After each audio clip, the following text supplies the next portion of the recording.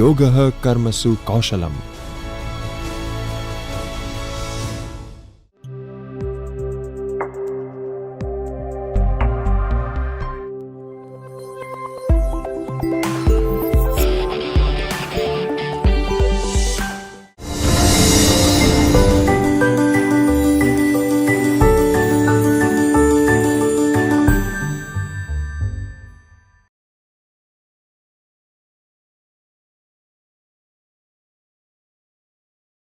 In this video, we discuss how we can guide students to break into the job market with skills in English or with a degree in English. Now, the first thing that we need to tell students is to plan ahead, to participate in activities, get some of their writing published, work with a mentor, volunteer, investigate careers of interest before taking the leap once they are done with their English language courses or once they are done with the last year or semester of college. They should participate in at least one internship. If students do not take advantage of these opportunities, they won't be on the same level as those with actual experience. Now, one thing to keep in mind is that although employers and recruiters aren't looking for recruitments based on major subjects, but they are looking at skills and characteristics. Now, the 10 most important characteristics are as follows. So, the first important characteristic is that of communication skills. The second one is of honesty or integrity. The third one is of teamwork skills. The fourth one, interpersonal skills involved with communication. The fifth one, motivation or initiative. The sixth one, having a strong work ethic. The seventh one, having impressive analytic skills. The eighth one, flexibility or adaptability. The ninth one, having a basic level of computer competence, being able to use the basic softwares for the different types of programs. And the 10th one, the final one, is of self-confidence. Now, beyond these skills, rather, the next major thing is to prepare and develop what we need to actually apply. That is, an impressive CV, a curriculum vitae, or a resume. In fact, as I speak of this, there is a whole sector that is devoted to helping people build their CVs now, and English graduates do find employment over there. Students need a resume or a CV when attending, let's say, a career fair or when they are applying for a job. There are entire books available which can guide you on creating winning resumes. But I'm going to discuss the things that you need to tell your students to keep in mind while making a CV that is going to be impactful. The first thing is that students need to include all of their pertinent contact details along with the latest LinkedIn profile detail. Now, there is a lot of emphasis presently on a digital profile, as most interview calls happen once the LinkedIn profile is verified and up to date with all the important details. Rather than listing one's career objective as the first point, the career objective which involves the type of job that the applicant is seeking, it is better for students to begin with a list of their key skills and experiences, which helps market their profile in a better way. The students need to highlight their key knowledge, experiences, and characteristics. The CV should summarize why an employer should hire that particular student It should justify that students' employability in absolutely clear, crystal terms. Then there needs to be a delicate inclusion of a short list of what the student has to offer. There needs to be proper highlighting of any publishing, editing or writing experiences, including internships, mentoring, volunteer work and so on. Students should not just enlist the experience, but they should go beyond the specifics of the title and the dates, and they should explain what they actually did. Students must project what skills or learnings were developed or practiced during this experience.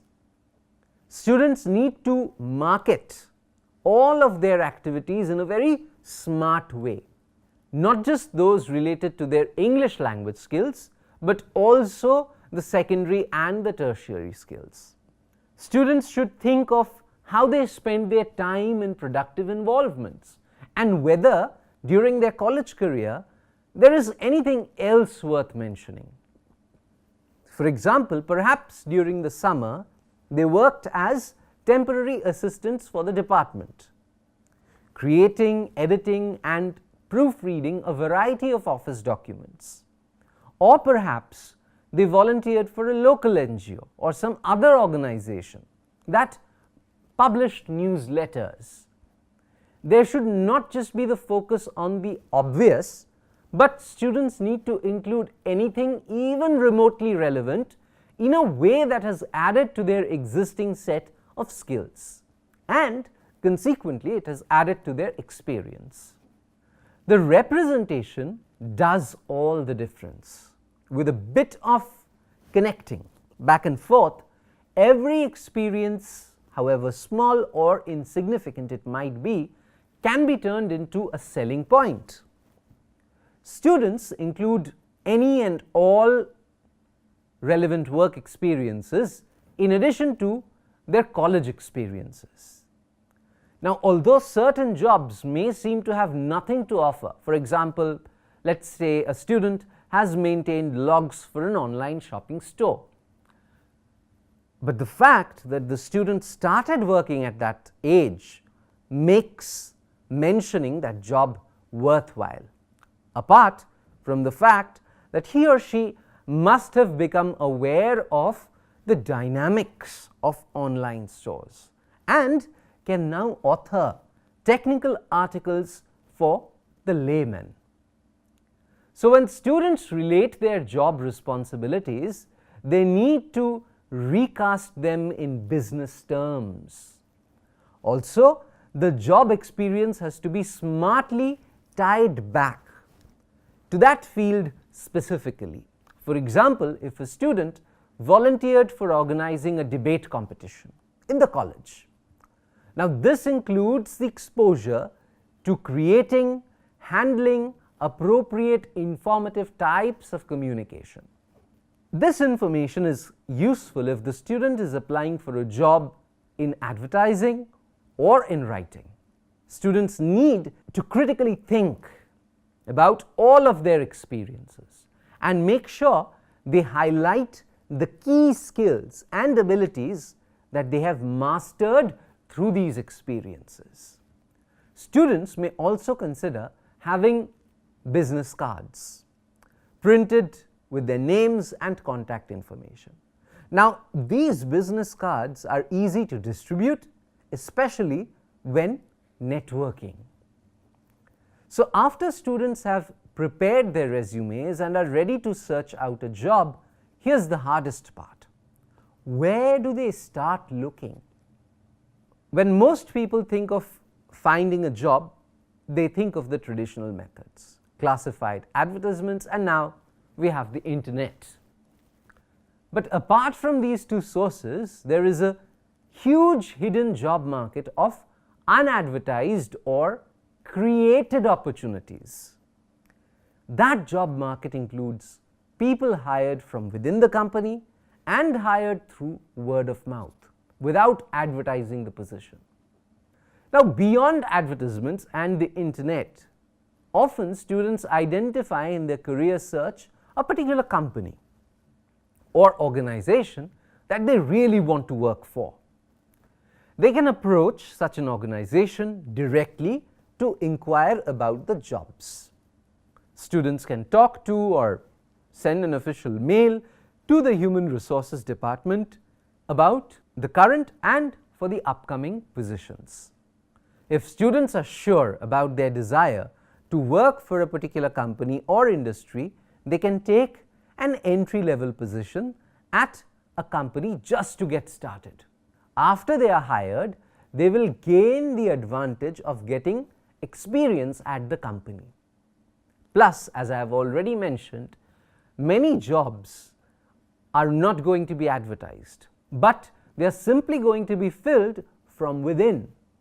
So once the students are inside the companies where they want to work, they can be alert to any possible new job positions and be first in line for consideration.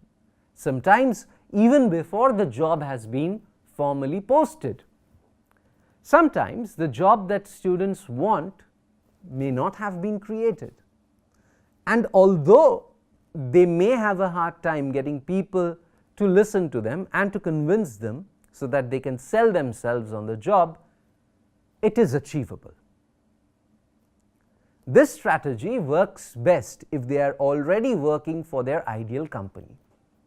They can then spot the need for the job that they are trying to create, build up the description for that job based on the need and their desires, and then sell the position to the company. They will be more successful if they can show how the employers can benefit from this new job, which is going to solve a particular problem or address a set of issues.